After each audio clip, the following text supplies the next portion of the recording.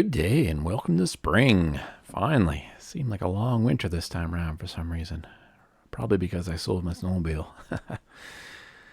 Well, I've got some yard cleanup to do, as you'll see in a bunch of these shots. I thought, well, I'm going to start with some of the logs I have collected over the last year or so that are for future log furniture builds.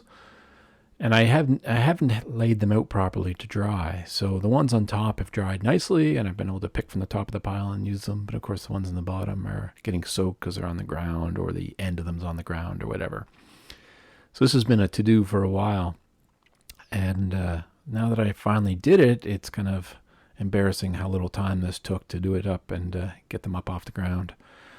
I did the build of the sawhorses over lunch, as I'm working from home now. Thanks, COVID. And then I let them dry over the afternoon, and then I took them down where they're going to go and loaded them up. So what I'm doing, I should describe what the whole point of this is I'm building a couple of really quick sawhorses to hold the logs up off the ground. And really the point of this video is just to show that you can do this quickly, easily. You don't have to do a bunch of complicated measuring. You don't have to make it look fancy or anything. This is utilitarian. I was going to use the word furniture. That's not quite right. Support material. The whole point of this is just to make it work. So I don't measure the angles. I don't measure the length. I don't do anything. I just whack this thing together, as you can see.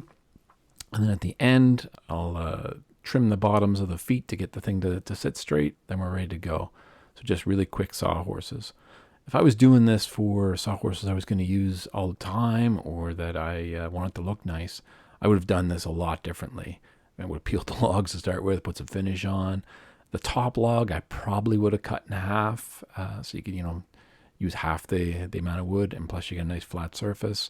There's lots of things I would have done differently, but that's not what these are. So once I have the sawhorses done, I put a couple of supports on each end just so I can hold more logs on there without them falling off. And these are all done with 2-inch tenons, so they should be fairly strong.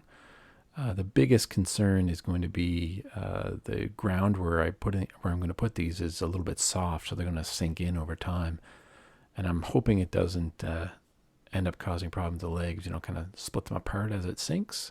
I'm not sure that's going to happen. I'll watch it for a while and see. That would be the only thing I'd be worried about. Otherwise, these should last a few years until the bottoms of the legs rot out, in which case I can just replace them. So that's enough babbling for me. This is a pretty self-explanatory video. I'm just going to play a little music. Please don't forget to subscribe. I'm still building up my channel.